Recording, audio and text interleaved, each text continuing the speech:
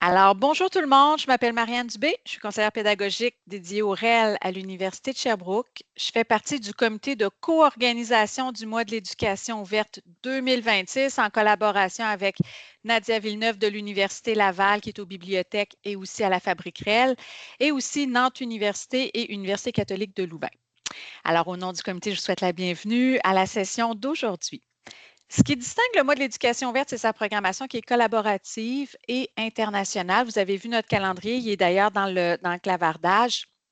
C'est une offre collaborative, collective. Donc, les gens de la francophonie en enseignement supérieur se sont mobilisés et ont offert des activités pour partager, en fait, les retours d'expérience, les réflexions. Donc, on valorise ainsi les savoirs expérientiels et le dialogue dans la communauté francophone pour mettre de l'avant et valoriser l'éducation ouverte. Et là, on est déjà 17 dans la séance, donc je pense que c'est un bon moment. Je vais vous inviter dans le clavardage à écrire, on va voir vos noms, mais à écrire le poste que vous occupez, votre établissement d'attache et votre pays. Puis là, on va sûrement pouvoir remarquer cet aspect-là, interétablissement francophone. Donc, une petite minute, allez-y dans le clavardage.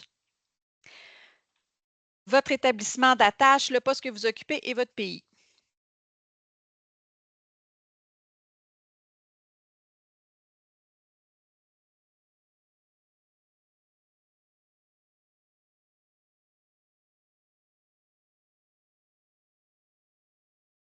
Je vais le faire moi aussi.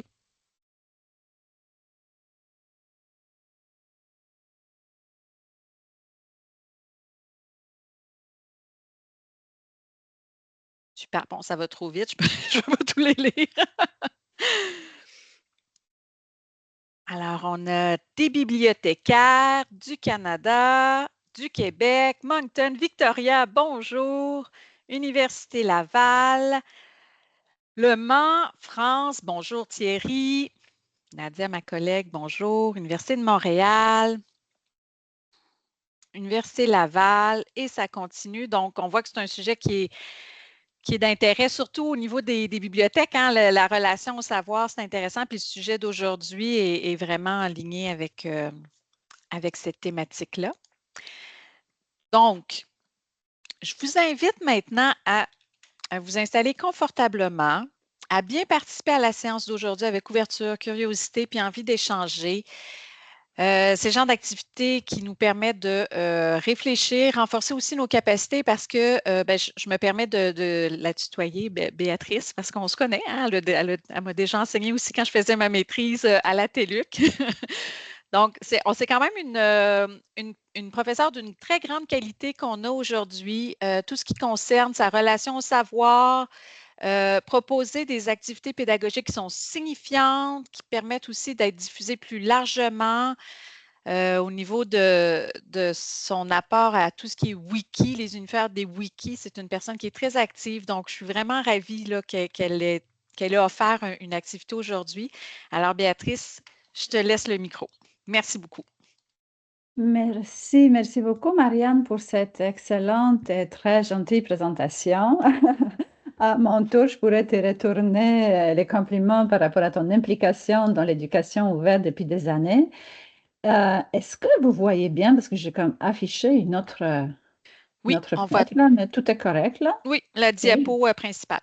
Bon, alors, très bien. Attends un petit peu. Je vais essayer de le fermer parce que moi, là, c'est moi qui ai perdu un petit peu. Ah, voilà, ça y est. Non, bon. Diapo principal, attends. J'ai commencé à bricoler des choses et voilà. OK, je vous vois. Donc, bonjour tout le monde. Vraiment ravi d'être avec vous. En fait, on va parler de l'expérience. C'est sûr que je vous parle aujourd'hui là, donc d'une position de quelqu'un qui a acquis pas mal d'expérience en ce qui concerne la diffusion des savoirs ouverts.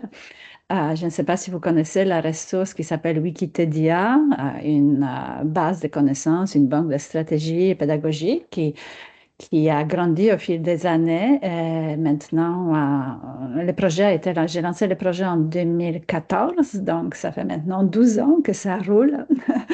Donc, je me faisais vraiment plaisir de vous donner quelques exemples très concrets là, donc, de cette ressource-là. Malheureusement, et ça c'est le lot de beaucoup d'innovateurs directeur pédagogique des pépins techniques, des attaques, en fait, des attaques des pirates là, sur notre site Wikipédia qui n'a peut-être pas été suffisamment protégé bon, sur le serveur de la TLUC.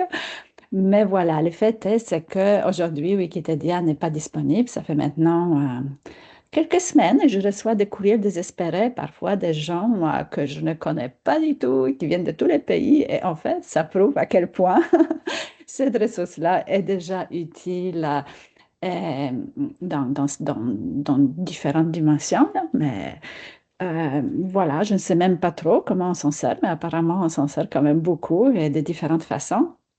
Donc, si vous êtes parmi ces personnes-là, sachez que je travaille activement à trouver une autre solution d'hébergement. Donc, cette plateforme-là de connaissances sur les stratégies de formation va revivre peut-être hier, non, probablement hier, et puis il y aura des liens de redirection. Mais cela fait que aujourd'hui, donc, j'ai dû réajuster un petit peu ma présentation. Donc, s'il y a quelque chose de pas clair ou bref, je suis très ouverte à ce que vous me posiez des questions et puis on gardera de la place pour des échanges aussi. Donc, le thème principal aujourd'hui, c'est des travaux jetables et des savoirs durables à cultiver l'ouverture en éducation. Donc, ça peut paraître un beau défi, ça peut paraître peut-être compliqué, complexe, peut-être que c'est plus complexe finalement que ça en a l'air, et peut-être que vous en faites déjà sans trop le savoir. On va voir, on va pouvoir en discuter. Euh, donc, allons-y sans plus tarder. OK, comment je fais pour la page suivante? Voilà. OK. Alors, je vais vous proposer de débuter ce webinaire avec une question finalement très simple, mais qui peut s'avérer assez troublante quand on y pense bien. Donc, dans l'enseignement supérieur, nous demandons à nos étudiants d'écrire beaucoup. Hein. Ils écrivent des travaux, des analyses, des synthèses, des dossiers, des projets, bref, vraiment beaucoup. Et si l'on se pose une question à que deviennent ces travaux une fois le cours terminé, eh bien, on peut se dire, bah, pas grand-chose. La plupart du temps, pas grand-chose. Ils finissent à la poubelle. C'est des travaux jetables. Euh, et c'est vraiment un problème. C'est un des promoteurs et des pionniers des ressources éducatives libres, David Willey, qui en a parlé le premier dans son blog déjà en 95, je pense, euh, de ce problème des travaux jetables. Alors, c'est quoi les travaux jetables finalement? Ben, c'est des travaux qui sont lus par une seule personne, qui sont élaborés pour que finalement, souvent, une seule personne les lise, qui sont donc rarement réutilisés, qui disparaissent à la fin du cours et qui entrent dans les grands trous béants d'oubli et parfois finissent sur des plateformes de partage de travaux comme Sudoku. Ce qui devient problématique. Et donc, vous voyez qu'il y a aussi un problème de plagiat qui est très, très, très relié à la question là, de la nature des travaux. Individuels, collectifs, jetables, réutilisables, donc on pourra en discuter. Mais quand on y pense bien et quand c'est dit que finalement, dans l'enseignement supérieur, ce que les étudiants font, c'est un travail intellectuel. C'est vraiment un travail intellectuel qu'on leur demande. C'est peut-être un travail intellectuel des novices. C'est des apprenants dans toutes sortes de disciplines intellectuelles que nous leur proposons dans nos programmes, mais c'est quand même du travail intellectuel. Et si on pense à nous-mêmes, là, en tant qu'enseignants, enseignants-chercheurs, euh, on peut se dire, bah, moi, quand je fais un article, quand j'écris un article, quand je mets des heures et des heures à produire quelque chose qui va être clair, qui va transmettre un message intéressant, pertinent et tout ça, bah, c'est sûr que j'espère qu'il sera lu, cet article-là, qui va circuler, qui va être discuté et surtout aussi qui va être réutilisé parce que finalement, le savoir, la connaissance, la science, c'est toujours de la réutilisation.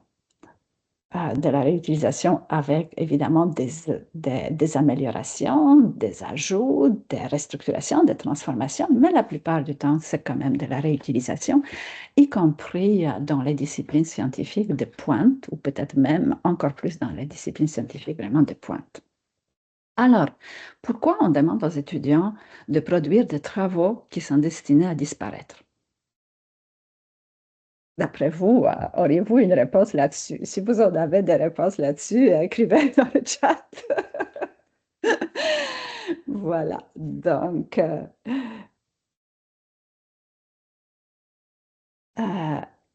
une solution à cela, ou en tout cas une proposition de solution, un changement de perspective, c'est justement l'éducation ouverte. Donc c'est sûr que là, l'éducation ouverte, c'est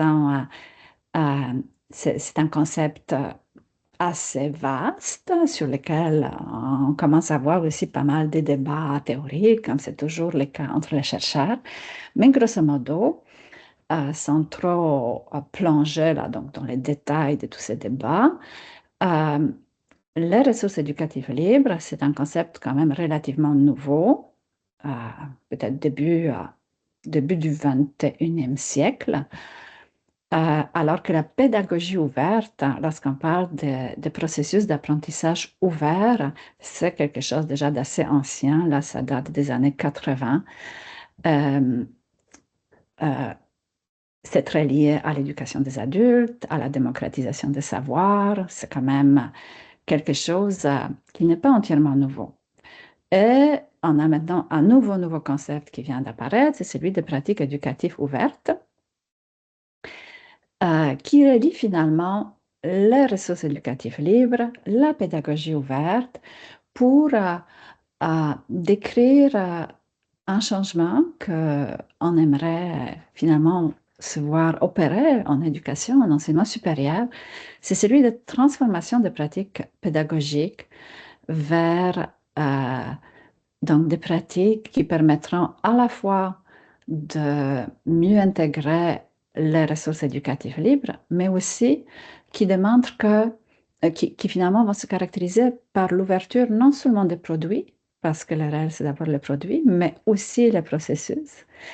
Et tout ça c'est fait dans un contexte quand même institutionnel particulier de celui de l'enseignement supérieur, qui lui aussi il est en transformation, et encore plus aujourd'hui avec l'intelligence artificielle. Là, donc ça, vous vous en doutiez qu'on va y arriver aussi, parce que qui parle de l'écriture aujourd'hui parle des outils de l'IA.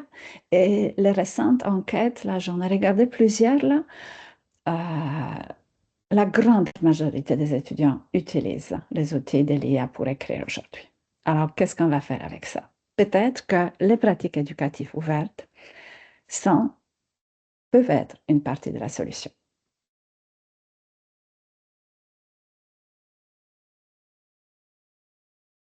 Oui, il y a quelques bonnes idées là dans le chat. Je ne veux pas les suivre, malheureusement, je le vois apparaître pour en discuter. Alors, de quoi il s'agit finalement? Ben, il s'agit d'opérer une transformation du travail jetable au savoir durable. Alors, le travail jetable, il est produit pour obtenir une note. Il a habituellement un destinataire unique et il a une durée de vie très courte.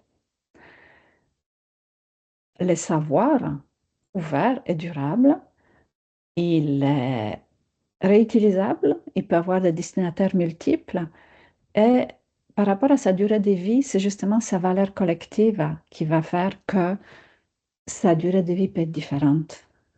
Peut être longue, peut être plus ou moins longue, mais le fait qu'il est réutilisable, on a toujours finalement un réinvestissement du travail intellectuel qui a été fait pour produire un travail particulier, une occurrence singulière, et qui peut être donc inscrite, incorporée, intégrée, réintégrée dans quelque chose de, de bien plus vaste qui permettra aussi de, de donner un sens au travail intellectuel qui est fait dans le contexte académique. Évidemment, il y a plusieurs dimensions à cela. J'essaie de faire ça. Voilà. Ah, il y a mon petit titre qui a disparu. Je pourrais le réajuster. Je pense que c'est allé un petit peu trop haut. Alors, je vais le lire. OK, donc tout en haut là, ce qui manque, ce que vous voyez peut-être pas. En tout cas, peut-être que vous le voyez, c'est juste moi qui ne le vois pas. Mais le titre est Comment transformer un travail jetable en contribution durable. Donc, pour réfléchir à cela, je vous propose en fait une grille qui est assez simple, qui est organisée autour de 5 questions. Pour qui je fais ce travail? Pourquoi faire? Avec quoi? Avec qui? Et pourquoi? Donc, pourquoi faire, c'est une question du but. Et pourquoi, c'est une question du sens. Ce n'est pas tout à fait la même chose. OK? Donc, voyons comment cela se présente, de quelle façon on peut utiliser ces 5 dimensions comme une grille d'intelligibilité, un outil finalement pour penser à, à nos pratiques et à la façon dont on pourrait peut-être les transformer euh, vers quelque chose de moins jetable, plus durable et plus ouvert. Alors, la première dimension, il s'agit de quoi? Pour qui?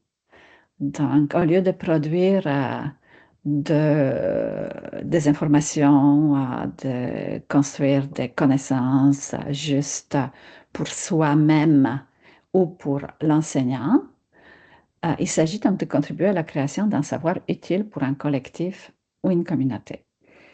Évidemment, lorsqu'on parle de ce travail d'écriture, souvent, on peut se dire, mais c'est le fait d'écrire lui-même qui est important, hein. L'écriture comme outil cognitif, la plupart du temps, on va penser que, enfin, la plupart du temps, peut-être implicitement ou plus ou moins explicitement, ça dépend aussi des disciplines et des enseignants, on va traiter l'écriture comme un travail intellectuel qui permet de structurer la pensée, donc qui permet de travailler à la fois sur la forme et sur le contenu.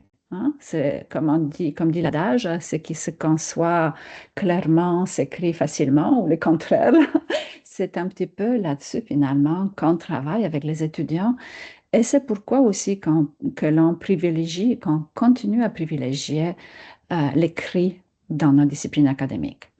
Mais pour que cette façon de travailler sur des contenus disciplinaires ou autres, pour que ça fonctionne, en fait, il faut que l'écriture soit effectivement traitée comme un processus et pas juste comme un acte de production de quelque chose dans lequel finalement le produit est visé davantage que le processus. La fameuse centration sur l'apprenant ou sur l'apprentissage, là, c'est principalement une centration sur le processus. Ce qui veut dire que l'écriture, pour qu'elle devienne vraiment un outil cognitif, il faut vraiment que à la fois l'enseignant, mais aussi l'étudiant, qui comprenne et qu'il ait la possibilité de mettre en œuvre l'écriture comme processus de révision constante, un processus récursif, un processus dans lequel on peut s'améliorer, un processus dans lequel on revient sur les idées, on reformule, et c'est dans ce travail-là de reformulation que l'apprentissage se passe. Mais pour que cela soit possible, cela veut dire qu'il faut donner des rétroactions très, très, très fréquentes.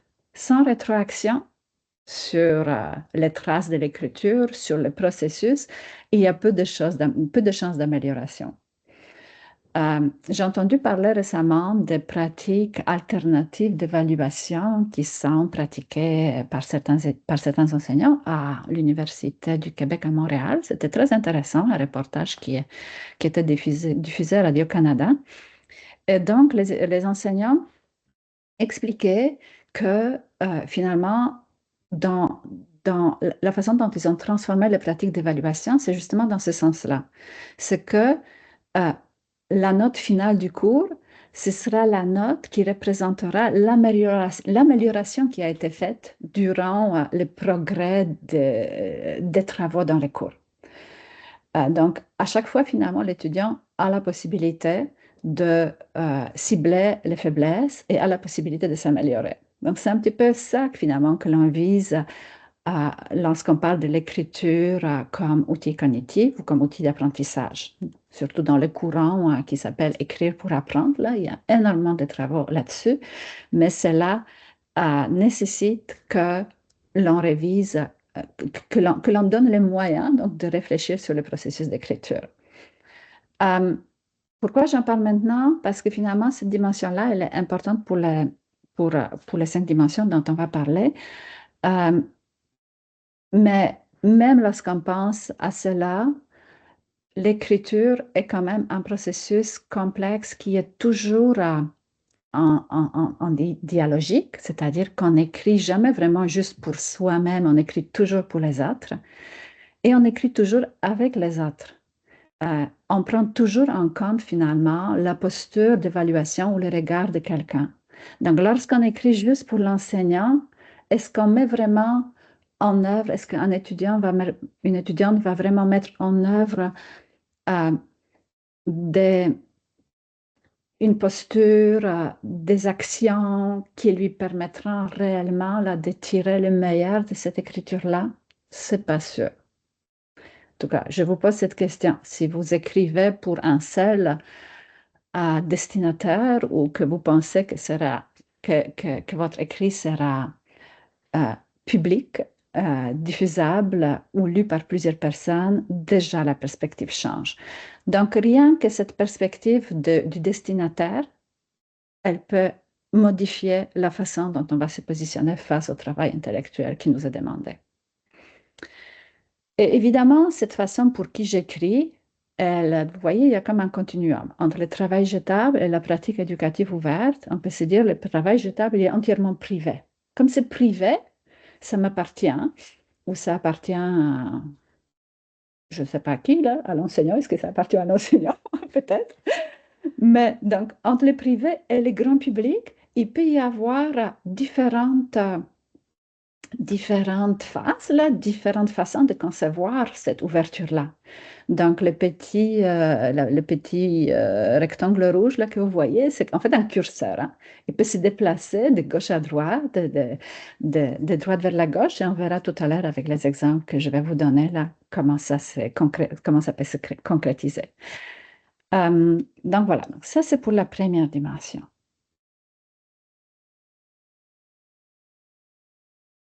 La deuxième dimension, pourquoi faire? OK? Alors, pourquoi faire? Est-ce que j'écris pour la note ou est-ce que j'écris pour que mon travail soit réutilisable? Il peut être réutilisé par moi, par mes collègues, par mon milieu de travail, par d'autres personnes. Donc, c'est clair que si on pense là que notre travail peut resservir, que ce soit à nous-mêmes ou à d'autres personnes, on peut s'investir davantage. Parce que resservir, lorsqu'un travail peut resservir, on se positionne toujours dans une posture d'une vision un petit peu à plus long terme. Et là aussi, on peut finalement mettre le curseur plus à gauche ou plus à droite. Et ce qui est très intéressant, c'est que quand il est vraiment du côté du travail jetable, en même temps, la réutilisation devient punie. Hein? Ça devient puni non seulement lorsque c'est réutilisé par d'autres personnes, mais ça peut être même puni lorsque c'est réutilisé par la personne elle-même. Par exemple, proposer le travail fait dans un cours, dans un autre cours. Hein? Donc, c'est une pratique qui peut être punie par le règlement de l'intégrité intellectuelle à l'université, tout ça. Autoplagiat, c'est puni. Dans la recherche également, l'autoplagiat, c'est une pratique qui est répréhensible. Et pourtant, on sait aujourd'hui que les chercheurs qui performent beaucoup s'autoplagient beaucoup, réutilisent énormément les écrits qu'ils ont déjà faits.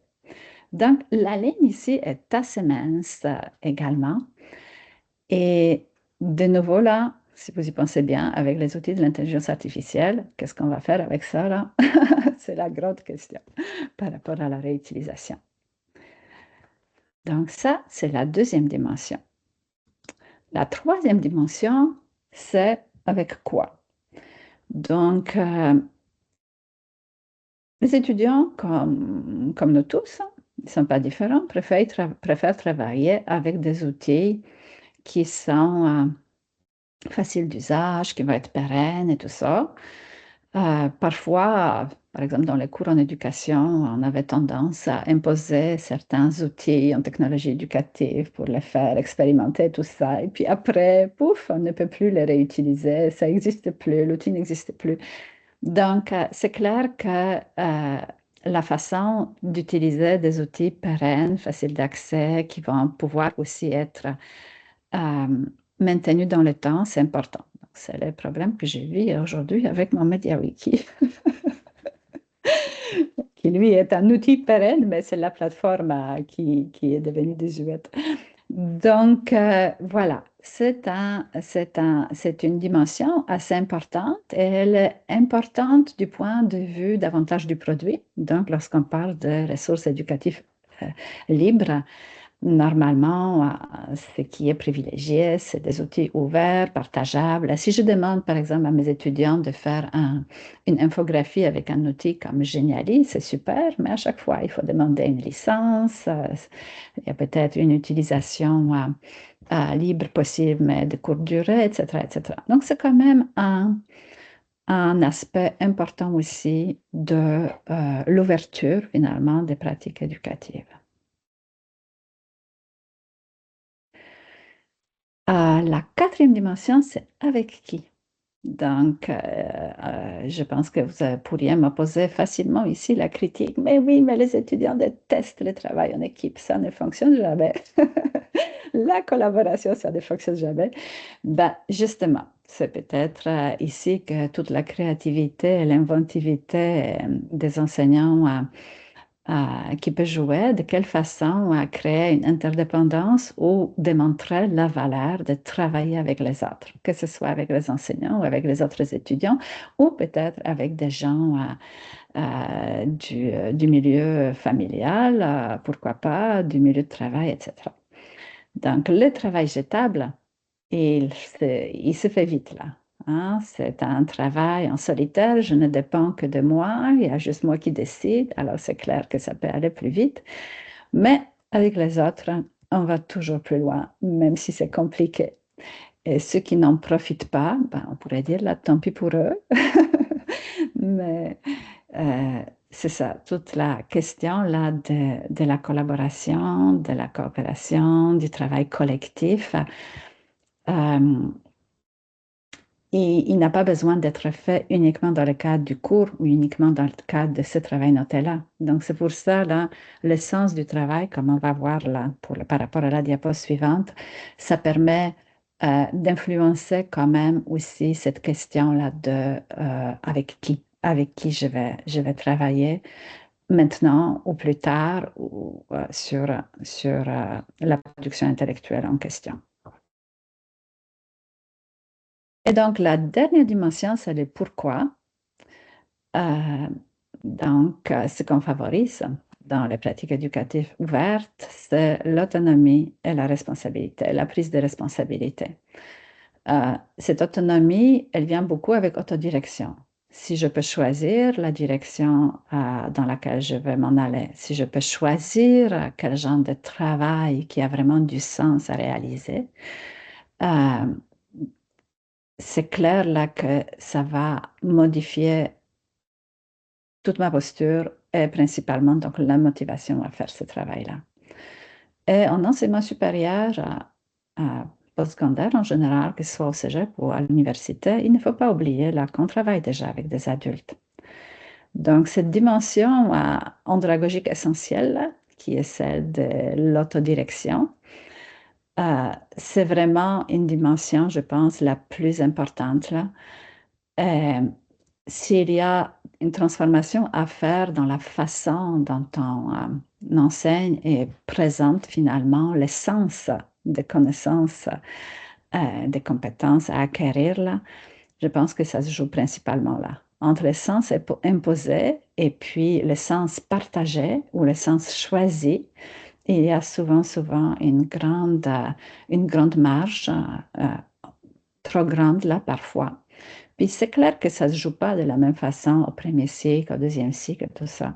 Mais euh, je pense qu'à chaque étape, il y a moyen là, de travailler sur le sens justement du travail intellectuel que l'on demande aux étudiants à faire, les préparer à cela peut-être en amont ou démontrer tout au long euh, de quelle façon ça peut être utile.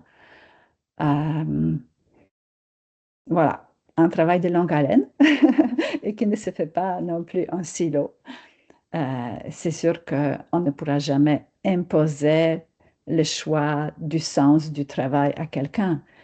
Euh, Ultimement, ça dépend toujours de la personne. C'est un petit peu comme dans ce paradoxe-là, soit spontané. On ne peut jamais prescrire la spontanéité, comme on ne peut pas prescrire l'essence du travail réalisé à quelqu'un. Donc, travailler là-dessus avec les étudiants dès le départ, c'est, c'est certainement une piste qui est envisageable. Mais ici encore, vous voyez, le curseur, là, il peut quand même aller plus à droite, plus à gauche. Donc, différentes possibilités. Voilà, donc cela terminerait nos 5 dimensions qui permettent de réfléchir un petit peu à la transformation des travaux que l'on demande aux étudiants de faire dans le cadre de l'enseignement supérieur, du travail strictement jetable à un travail qui relève davantage de ce qu'on considère comme pratique éducative ouverte. Voilà, alors des exemples. OK, peut-être qu'avant de donner des exemples, je pourrais prendre des questions plus conceptuelles ou des remarques. Peut-être qu'on pourrait passer à travers le chat. Qu'est-ce que tu en penses, Marianne? Oui, absolument. Je te laisse aller, Béatrice. Il y a eu quelques interventions Je au niveau t'entends pas du... bien, par contre. Je ne sais pas si c'est parce que... Oui, désolée. Ah, oui. J'ai bu un petit thé, j'avais levé mon micro. Oui, effectivement, il y a eu quelques interactions d'encadrage, surtout au début, moins en lien avec les 5 dimensions, en lien avec un travail jetable. Fait que je ne sais pas si tu souhaites peut-être les regarder maintenant ou à la fin. Puis, Si personne ne lève la main pour des questions urgentes, on pourrait poursuivre et se garder du temps pour la discussion à la fin. Oui? oui, parfait. OK. Donc voilà mon premier exemple. Je pourrais en parler longtemps parce que c'est justement le projet de la Banque de stratégie pédagogique dont je vous ai parlé au tout début. Euh, alors, euh, le projet a été lancé dans un cours de deuxième cycle, un programme en technologie éducative, donc à l'Université Luc. Et à l'époque, la compétence que mon cours devait viser, c'était le premier cours que j'ai fait, que j'ai conçu quand j'étais engagée comme professeure à la TELUC en 2010. Oui, ça fait déjà pas mal d'années. Donc, la compétence visée, c'était sélectionner et adapter les stratégies pédagogiques. Et en travaillant sur ce cours, je me suis dit, OK, sélectionner, adapter, c'est très bien, sélectionner, mais pour sélectionner, il faut avoir comme un stock dans lequel on pourra sélectionner ce qu'on veut sélectionner. Donc, est-ce qu'il existe une base de connaissances, quelque chose qui présente les stratégies pédagogiques, stratégies de formation? Et puis, je me suis rendu compte que en français, il n'y avait vraiment pas grand-chose. Il y avait beaucoup de textes critiques sur les méthodes, stratégies et tout ça. En anglais, il y avait beaucoup de choses quand même qui se faisaient, mais de façon pas mal éparpillée. Et donc, en fait, je découvrais petit à petit qu'en fait, il y a énormément de stratégies de formation, de stratégies pédagogiques, de méthodes pédagogiques, et que c'est pas mal la confusion et pas mal le désordre dans ce domaine. Mais surtout que, donc, finalement, une base de connaissances communes, cela n'existait pas. Et donc, ma première idée, c'était, OK, ben, je dois produire une base de connaissances sur les stratégies pédagogiques. C'est quoi une stratégie pédagogique? À quoi ça sert une stratégie pédagogique? Et puis, c'est quelles sont les stratégies pédagogiques dans lesquelles on peut sélectionner lorsqu'on fait un travail de conception en tant que concepteur pédagogique, enseignant, formateur. Et donc, c'est là que j'ai découvert l'ampleur de la tâche parce que finalement, si je devais moi produire cette base-là, ça m'aurait pris des années, des années. Mon cours ne sortirait pas avant très longtemps. Et j'ai eu comme un déclic, mais pourquoi ne pas construire cette base de connaissances avec les étudiants? Euh, donc, ça semblait une super bonne idée, surtout qu'à l'époque, donc, on commençait à avoir les premiers articles qui sortaient sur la qualité incroyable des connaissances produites sur Wikipédia, qualité à laquelle on ne s'attendait pas, mais des articles scientifiques ont démontré en comparant des encyclopédies traditionnelles et des encyclopédies collaboratives en ligne que finalement, sur beaucoup, beaucoup de sujets, la qualité se rapproche pas mal ou parfois est même supérieure lorsque c'est sur Wikipédia. Donc, on commençait à avoir beaucoup, beaucoup d'intérêt pour le travail éducatif avec Wikipédia. Donc, je pensais d'abord à Wikipédia, mais Wikipédia, je ne sais pas si je pense qu'il y avait une autre présentation sur enseigner avec Wikipédia. Je ne sais pas si elle a eu lieu, mais en tout cas, Wikipédia, c'est quand même tout un écosystème assez complexe avec beaucoup de règles, beaucoup de choses que les étudiants doivent s'approprier avant de pouvoir participer. Donc, j'ai choisi comme de travailler sur un wiki qui serait semi-ouvert, c'est-à-dire ouvert en écriture à toute la communauté TELUC et touche en fait aux étudiants aussi, et ouvert finalement sur le monde, là, c'est-à-dire publiquement disponible. Et pour s'assurer finalement des apprentissages dans ces wikis-là, mon idée était, c'est qu'en travaillant sur la production de connaissances sur les stratégies pédagogiques, les étudiants devront le faire d'une certaine façon en utilisant certains concepts qui sont finalement des concepts, des principes importants pour comprendre, distinguer, identifier, critiquer les stratégies pédagogiques. Et donc, en fait, c'est comme ça que cela a commencé. Donc, ce qui a été construit avec les étudiants, c'est un ensemble de fiches. Aujourd'hui, on est parti avec une dizaine, une vingtaine. Aujourd'hui, on a sur Wikipédia, il y a 134 fiches sur différentes stratégies pédagogiques qui sont toutes décrites d'une façon selon un certain gabarit, qui sont catégorisées, tout ça. Et puis finalement, ce travail-là s'est avéré non seulement extrêmement motivant pour les étudiants, en 16 ans, en 15 ans de travail, j'ai peut-être eu une étudiante qui n'était pas intéressée à diffuser publiquement, à écrire finalement sur Wiki, mais préférait un travail individuel. Et pour la plupart, les étudiants ils l'ont toujours trouvé très motivant, à tel point qu'il y en a là ils sont comme tombés dans les wikis, comme dans une marmite d'Astérix, ne voulaient plus en ressortir, donc qui ont fait énormément de contributions. Parce que donc finalement, avec cette idée des wikis, c'est vraiment l'idée de l'écriture collective où tout est modifiable, tout est partageable. On voit la trace finalement de la participation de chacun, on voit l'historique de modifications progressives. On travaille à la fois sur l'écriture et sur les contenus, il y a des pages de discussion. Donc ça devient vraiment un environnement d'écriture collaborative très vaste dans lesquels les étudiants travaillent en collaboration, mais de façon particulière, de façon adaptée à notre clientèle TELUC, parce que dans nos cours asynchrones, les étudiants cheminent à leur rythme. Nous n'avons pas de groupe, c'est difficile d'organiser un travail synchrone de collaboration, mais finalement, dans cette collaboration asynchrone qui est typique d'un wiki, on retrouve toujours les traces des autres participants. Et on peut donc toujours marcher sur leurs traces ou corriger, etc., etc. Donc, il y a quand même un sens de communauté qui se développe.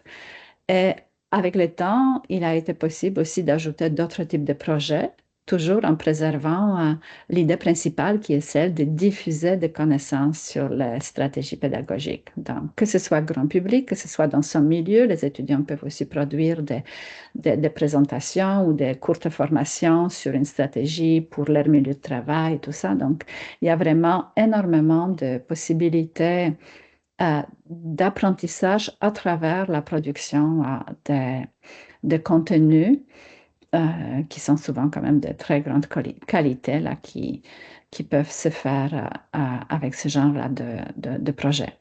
Donc, les wikis que j'ai utilisés, ils utilisent, en fait, les wikis, c'est une façon de décrire une plateforme qui permet la publication rapide de contenus sur le web avec un logiciel spécialisé de gestion de contenu qu'on appelle justement le moteur de wiki.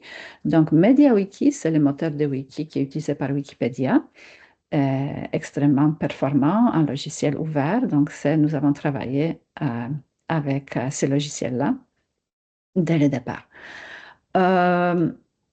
Que dire de plus? 9 millions de visites au bout de 14 années d'existence, c'est quand même pas mal. Et donc, l'utilité de ce que les étudiants font, qui est vraiment une utilité perçue à long terme. Beaucoup d'étudiants m'ont témoigné le fait qu'ils continuent à l'utiliser alors qu'ils ont fini leurs études et qu'ils sont retournés au travail. Ce qui se passe aussi avec le projet de wiki, si je peux faire une petite digression, c'est qu'il est possible de l'utiliser de différentes façons, les wikis. Ça peut être des wikis dans le cadre d'un cours pour un groupe, comme ça peut être aussi justement des plateformes plus ouvertes qui vont durer dans le temps. Donc, dans mon cas, là, c'était vraiment l'idée que ce qui va être construit, ça va durer dans le temps. Mais évidemment, ça demande une grande implication quand même là, de la part de l'enseignant, ne nous cachons pas, mais avec le potentiel pédagogique de cette plateforme-là, c'est vraiment incroyable. Moi, je suis une mordue complète et une convaincue pour des années encore à venir, là, avec toutes sortes de projets. Donc, si un jour vous revenez voir sur ma page professionnelle, vous allez voir ma nouvelle plateforme sur laquelle va être déménagée MediaWiki, qui offre la possibilité, qui va offrir la possibilité d'héberger différents projets pédagogiques des wikis. Alors, il suffira de m'écrire et si cela vous tente, peut-être que des collaborations seront possibles. Ou en tout cas, vous pourrez avoir votre petit espace aussi sur ces wikis qui va s'appeler EduFormat, donc pour éducation et formation des adultes. Voilà, ça c'était mon petit bandeau publicitaire. Je m'arrête là. Je vais passer au deuxième exemple.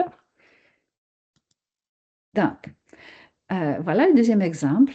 Dans un cours de premier cycle en santé et sécurité au travail, en fait, c'est un exemple fictif, mais j'en ai discuté avec ma collègue en santé et sécurité qui voulait faire exactement ce genre d'activité pour les étudiants. Les étudiants produisent donc un outil de sensibilisation à la santé et la sécurité sur un thème X là, qui va être utilisable dans leur milieu de travail. Donc, c'est bien une activité notée, ça va bien être évalué. Finalement, il s'agit de préparer un matériel de vulgarisation sur un type de risque ou sur un facteur de risque. Et donc ici, si on regarde notre curseur là, entre le travail jetable et la pratique éducative ouverte, ben, peut-être que le curseur va être un petit peu plus à la gauche. Là. Pour qui? Donc, pour les collègues, les futurs collègues de mon milieu de travail. Pourquoi faire? C'est quoi la pertinence? C'est quoi l'utilité? Ben, il va être utile pour pas mal de personnes, pour mieux sensibiliser à prévenir, comprendre et faire face aux risques psychosociaux, par exemple. Avec quoi? Bon, là, la forme du document pourrait être laissée au choix de l'étudiant par rapport à ce qui est déjà aussi utilisé dans son milieu de travail ou ce qui pourrait être le plus pertinent. Avec qui? Donc, avec le soutien de l'enseignante et on pourrait, par exemple, ajouter le soutien d'une personne ressource du milieu de travail, la rétroaction d'un collègue, avec un sens personnel, donc le pourquoi. Pourquoi je ferais ça là? Bah, c'est de toute façon un outil dont j'ai besoin dans mon travail ou que je veux offrir à mon milieu de travail. Il y a différents choix possibles ici.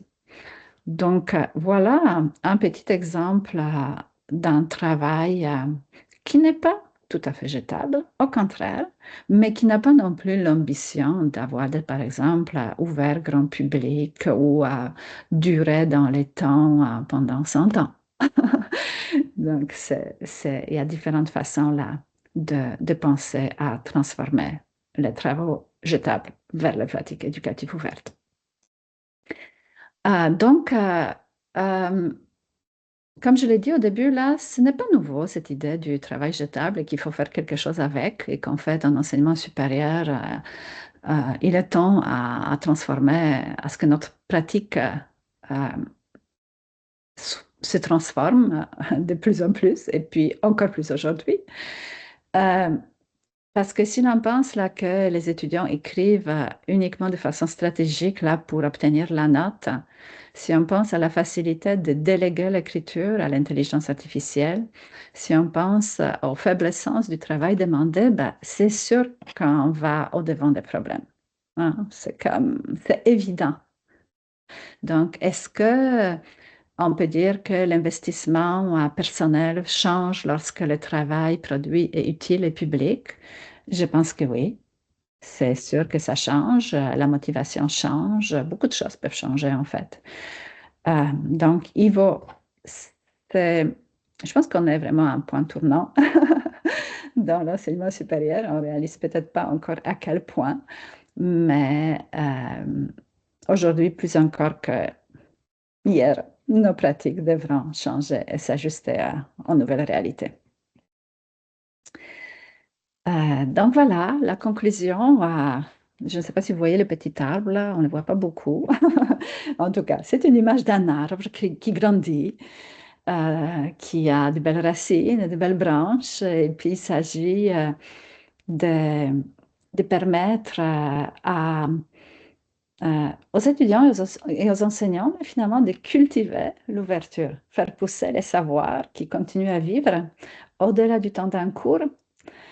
Et pour cela, on peut transformer les travaux en contribution, valoriser le travail intellectuel des étudiants, les prendre vraiment au sérieux, prendre au sérieux leur temps. Je pense que c'est super important, là. En tout cas, dans nos cours à distance, par exemple, là, on pense toujours à un facteur temps. OK, ça prend combien de temps? Hein? À combien de temps on évalue l'investissement demandé? Et je pense que c'est vraiment un facteur important. Dans un sens ou dans l'autre, parce que ça permet aussi de prévenir un travail vite fait et mal fait. Et donc, produire des biens communs de connaissances, c'est ça, l'enseignement supérieur, là, c'est surtout cela. Voilà. Donc, je vous remercie. Pour une fois, j'ai pratiquement gardé mon temps. Et puis, on a un petit peu de temps pour la discussion. Merci.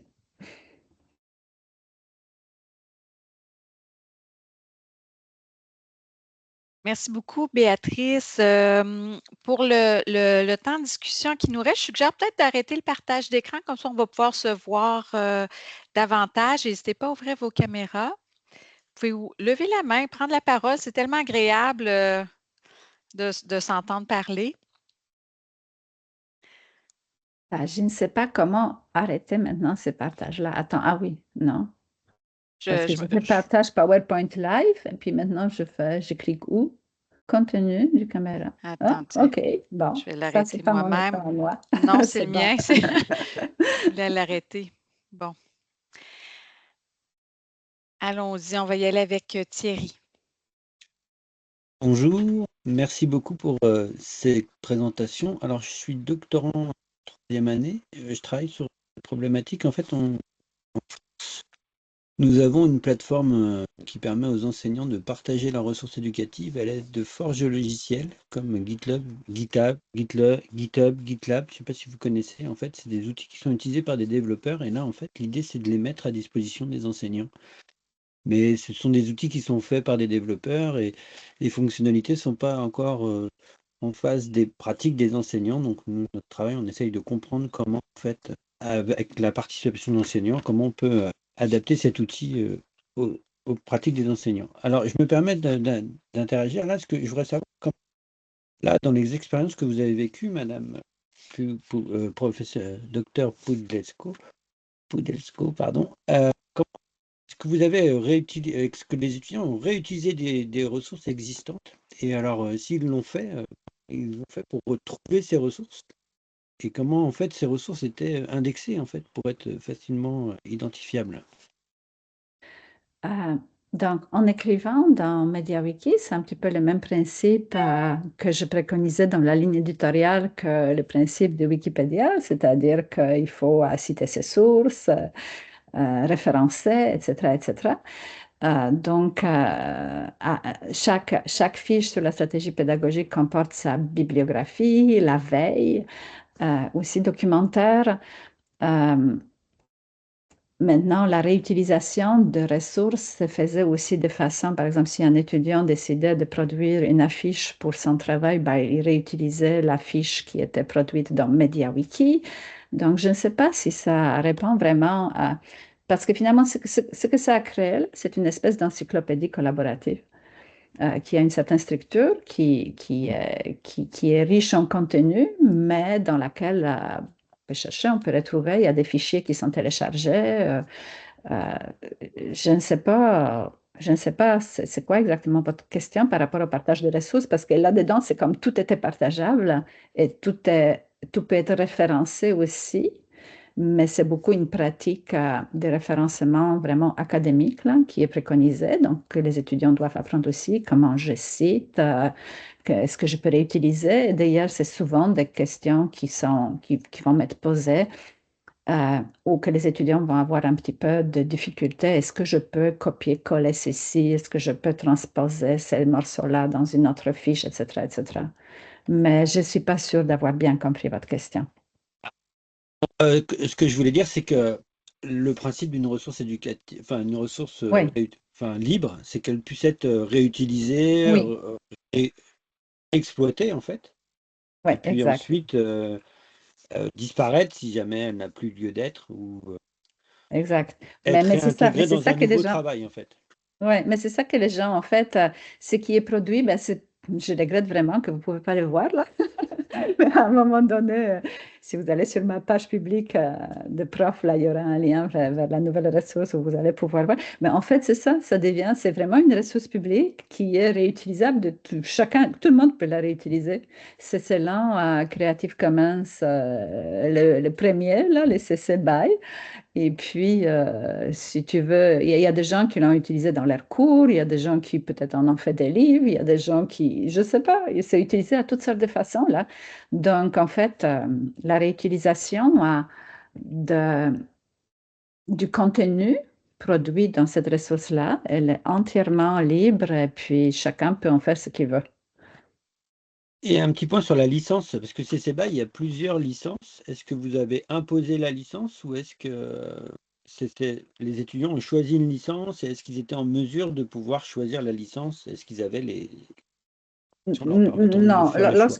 lorsqu'ils produisent le contenu sur mon MediaWiki, là, qui s'appelle Wikitedia, la licence, elle est vraiment sur les sites. Elle est imposée dès le départ. Et puis, les étudiants sont conscients que s'ils écrivent, c'est avec cette licence-là et que ça va pouvoir être réutilisé, etc. Et lorsqu'ils produisent, par exemple, des productions de diaporamas qui sont ensuite téléchargées sur la plateforme, on a une banque de cas. On a travaillé avec la Fabrique Rel avec un projet justement sur la construction de banques de cas qui illustre comment une stratégie pédagogique peut être utilisée concrètement dans un milieu de travail. Donc, c'est des diaporamas de PowerPoint narrés qui ont été produits. Puis là aussi, là, c'est clair, c'est ce bail qui est utilisé. Ah, tu les as sur la Fabrique Rel, les cas aussi. Voilà.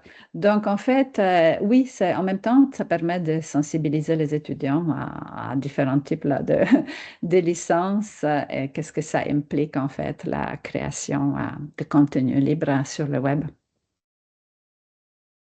Eh bien, merci beaucoup pour avoir répondu à mes questions. Bienvenue.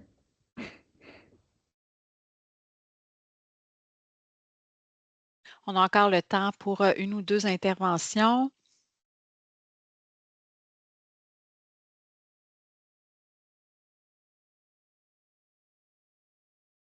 De votre côté, s'il y a pas d'intervention, il y a peut-être M. Thierry qui a encore quelque chose à dire. Est-ce que En c'est une fait, je nouvelle voulais. main? C'est une nouvelle main ou une vieille main? Non, pardon, non, je ne vais Vieille pas main. monopoliser la conversation. Je vais laisser les autres participants parler. Ouais. En fait, ce que vous avez parlé là de GitHub et tout ça, là, toute l'idée là, de Wiki est venue de là. Hein. C'est vraiment les communautés de développeurs là, avec les logiciels libres qui ont créé les concepts là, de partage et puis de la reconstruction permanente là, du travail. Et la transparence des modifications. Exact. Et la Parce que- transparence des ouais. modifications. Ça, c'est vraiment un principe extraordinaire et très, très utile et exploitable pour un enseignant. Lorsqu'on peut suivre ce qui s'est passé, quelles sont les contributions de chacun, etc. là, on peut utiliser ça de toutes sortes de façons. Et pour les étudiants aussi, ils peuvent, en fait, ils mettent spontanément en œuvre ce qu'on appelle le modélage ou l'apprentissage par observation, parce que finalement, quand on est très novice, on se dit, bah, je ne sais pas comment faire, bah, on va juste aller voir les traces de comment on fait les autres et puis les discussions qu'il y a eu sur ce sujet, etc., etc. Donc, il y a vraiment beaucoup de possibilités. Et comment s'est déroulé le processus de co-création? Est-ce qu'ils étaient en présentiel? Est-ce qu'ils étaient en distanciel? Et s'ils étaient en distanciel, est-ce qu'ils ont utilisé un outil de chat, par exemple, pour communiquer, OK. pour Ouais. échanger? Oui, non, donc c'est vraiment, dans notre cas, là, à la TLUC, c'est des cours asynchrones euh, dans lesquels les étudiants cheminent de façon individuelle. Donc, ils peuvent s'inscrire à n'importe quel moment de l'année, ils ont dans le cours et puis donc, ils progressent à leur rythme. Et c'est là aussi, il y avait toute une pertinence là, de ce mode de collaboration, c'est que ça ne nécessite pas la coordination entre les personnes. Nos étudiants, qui sont beaucoup de gens qui travaillent déjà, en fait, c'est la plupart du temps des femmes, conciliation travail-famille, là, sont assez allergiques à la constitution de groupes ou à des rencontres en présentiel et tout ça. Ils valorisent vraiment beaucoup leur cheminement individuel et la flexibilité de ce cheminement.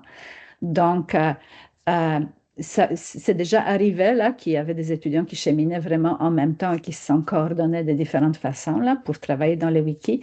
Mais sinon, c'est vraiment, ils arrivent dans le cours. Le wiki fait partie du cours avec toutes sortes de consignes par rapport aux travaux à faire et tout ça là. Donc, dès le début du cours, ils tombent dans les wikis, ils peuvent commencer à contribuer. En fait, la lecture des contenus dans le wiki, ça leur permet de progresser dans l'apprentissage de ce qui est à faire dans les cours, dans la réalisation des travaux notés. Par exemple, la toute première activité, c'est explorer la banque de stratégies et puis faire une petite réflexion sur quelles sont les stratégies que je connais déjà, lesquelles j'ai déjà utilisées, est-ce que je les ai apprises plus de façon théorique ou plus par la pratique. Donc ça devient vraiment comme une ossature là, de l'ensemble de leur cheminement dans les cours, mais ils ne le font pas vraiment en interdépendance temporelle. Hein. Ça se passe de façon autonome et individuelle pour chacun, mais la communauté est quand même en place. Et si on regarde le nombre de participants et qu'on voit qu'il y a 400 personnes qui ont participé à ce wiki-là, ben, ça devient un petit peu encourageant que finalement on n'est pas tout seul à faire des choses dedans. Mais il n'y avait pas de communication entre les participants? Non, Il n'y a pas eu non, en c'est fait uniquement la communication asynchrone via les pages de discussion. Ah, d'accord, donc par Oui, oui, oui, forum un oui, peu. D'accord, oui, ah, d'accord, oui, les oui. pages de Un discussion. petit peu Parce que comme dans Wikipédia. Si vous voyez un article de Wikipédia, vous avez toujours une page de discussion et dans la page de discussion, bah, vous discutez sur le contenu.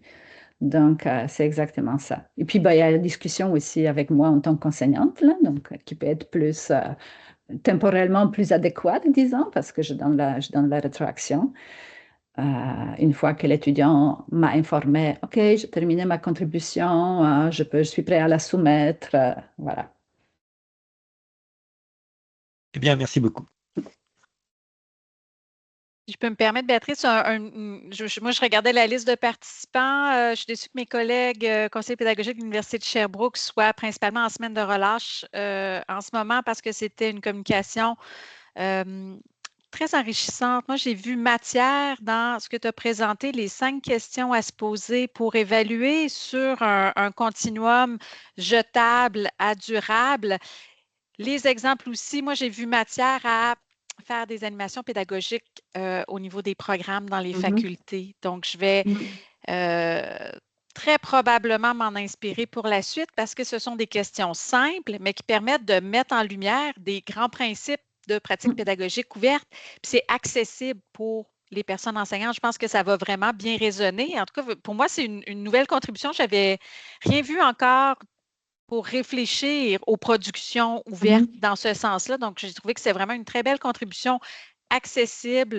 Vraiment, merci beaucoup. J'ai trouvé ça vraiment inspirant. Ben, je te remercie, c'est une rétroaction vraiment utile. En fait, on a commencé à y travailler avec mon collègue que tu connais, Julien Contamine, concepteur pédagogique à la TELUC, et on avait proposé une première version de cette réflexion aux journées pédagogiques, à la journée pédagogique de la TELUC l'année passée. Donc, à partir de là, je chemine là, et puis je prépare un article là-dessus parce que je pense qu'effectivement, c'est une grille qui est à la fois pertinente là, et puis heuristique, là, qui donne comme un genre de point de vue, là, une certaine perspective là, et permet de réfléchir de façon opérationnelle. Oui, absolument. Bien, merci beaucoup. Il est déjà midi. Je tiens à remercier Béatrice Pudeco, professeure à l'Université TELUC, les gens qui étaient présents aujourd'hui. L'enregistrement de la séance va être disponible sur la chaîne de la Fabriquerelle, là, probablement au cours du mois d'avril. Vous serez informés par nos canaux habituels. Et bien, je vous invite aussi à regarder la programmation du mois de Léo, l'éducation verte. Je la remets ici dans le clavardage. Ça va être un plaisir de vous recroiser tout au long du mois. Merci beaucoup encore. Merci Marianne, merci à vous et merci à tous les organisateurs. Merci. Au plaisir. Bonne journée. Bonne journée.